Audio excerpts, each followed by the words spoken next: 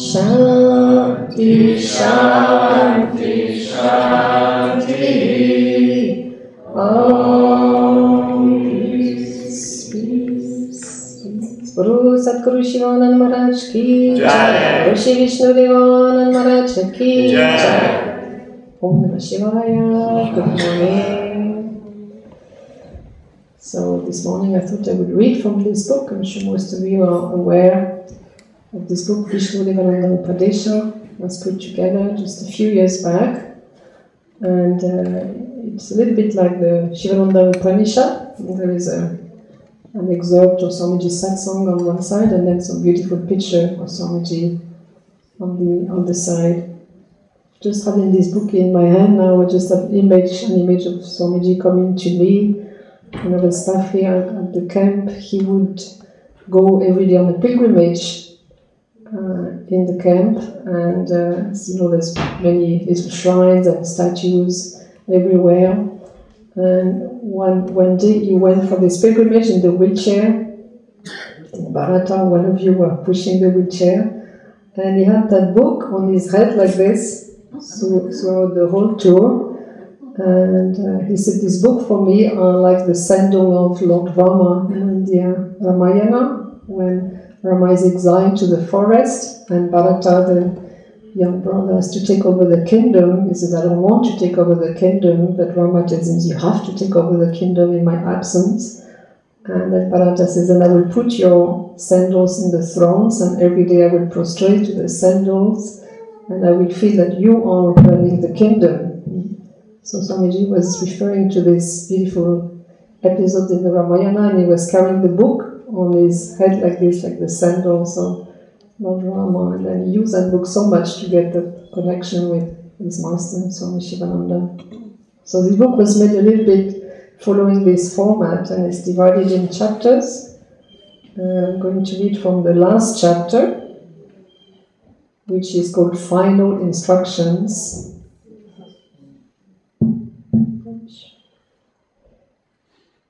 So Swamiji tells us, remember this much only. You must remember that you are responsible for your actions.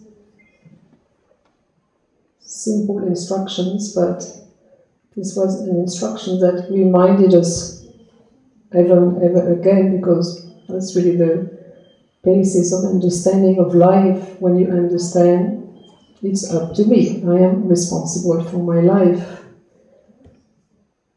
And another memory comes back now. When I was here, at some point, I mentioned yesterday, at some point I started to read the Bhagavatam.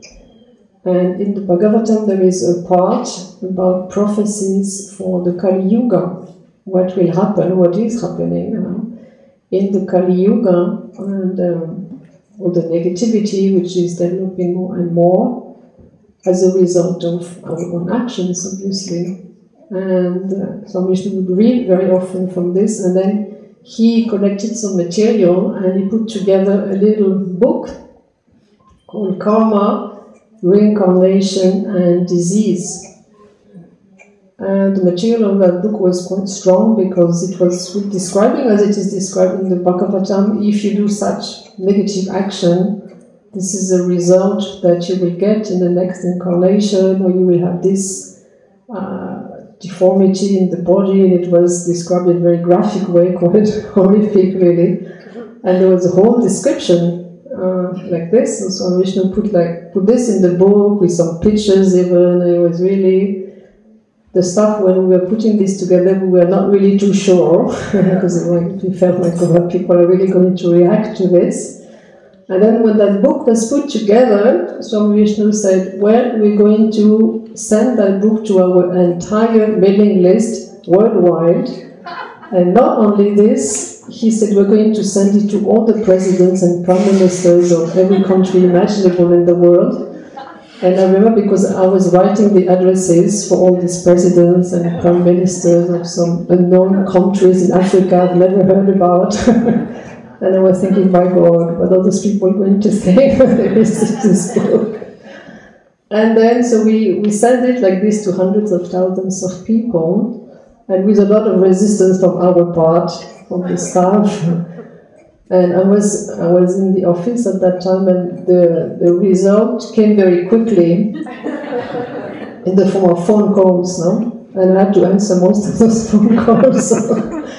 And people were so upset because they say, "Oh, how can you send something like this? This is horrible. This is not positive."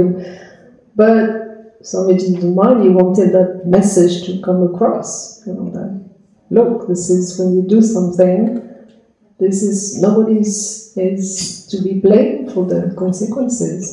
So to become, we know that rule. Everybody has heard of karma, but it's one thing to read it in the book, and it's another thing when things starts to happen to us individually or collectively, coming into your face, and it's very tough to take it on the emotional level.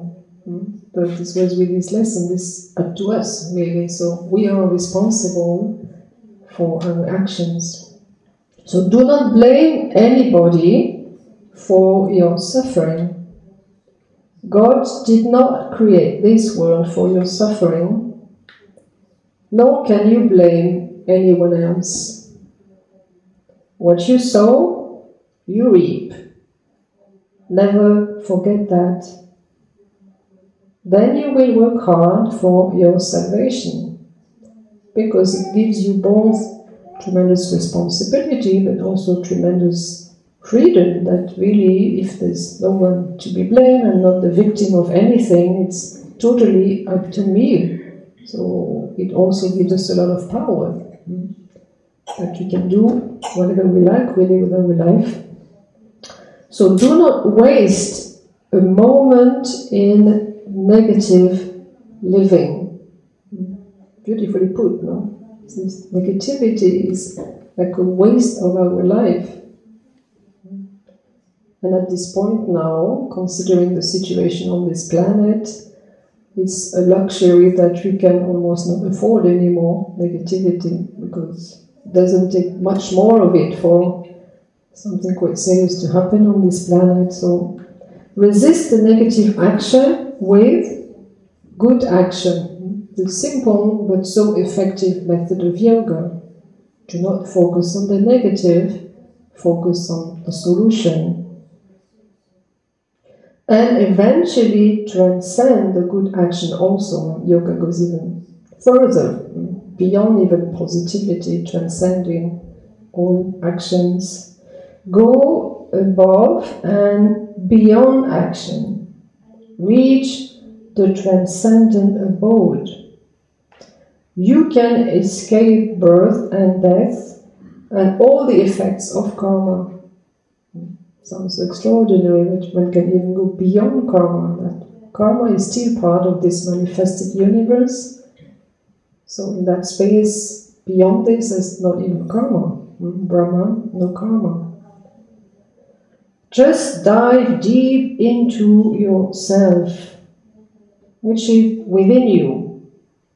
Get the strength from within. The kingdom of heaven is within.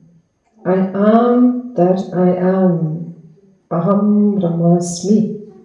Slowly, slowly dive deep into that silence, which is yourself. No duality, no action. Beyond action, beyond duality, beyond pain and pleasure. It is peace, peace, shanti, shalom. Become the silence itself. So very often, so this was when he was giving satsang, also when giving his instructions at the beginning of meditation, he would say something like this: listen to the silence, which is something strange when you think about it, because what is there to listen? And this is the music of your soul. Touch this silence, feel this silence. This is you. And one more, I think this is the last one in the book. So it's really the final instruction. And he also says it, he says, this is my final instruction. So yesterday somebody asked, what was Swami Vishnu-devananda's final instructions, so here we go.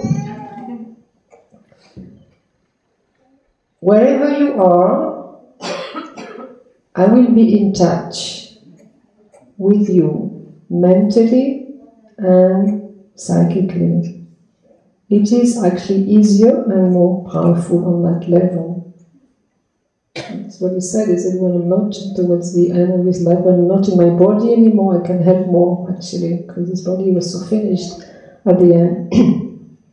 If you have devotion and love and faith in me, then you will always be in touch with me, wherever I am and in whatever condition you are. Such a beautiful promise, no? If we can mentally, it's up to us, if we can mentally connect and tune, then that guidance is found. Somehow my prayer is also in meditation. We will be in tune, and we will also get a certain amount of strength when you are in distress. So remember, practice everything, and then God will give you more strength. Walk one step, and God will walk 2 steps to you. What suffering I'm going through just to get out of this planet Earth. My freedom, that is what I want. It is not the money I'm looking for, not happiness, not pleasure. I just want my peace and my freedom. This only God can give by my going to Him. He is within me, is within you. When I see the one God shining equally in all of you, then I will get my freedom. When I see that you are not smaller or bigger, when I see that you are smaller or bigger, I have no freedom. It doesn't matter how much pranayama you do, how much you stand on your head, how much you meditate. The moment I see that you're different from me, that you're a Jew, you're a Catholic, you're a Protestant, you're white, you're black, you're small, you're tall, I'm a Swami, you're not. There will be then no escape for me from this prison. I can only escape from this prison when I see that one God shining equally in all of us. See that God. That is my final instruction. That's it.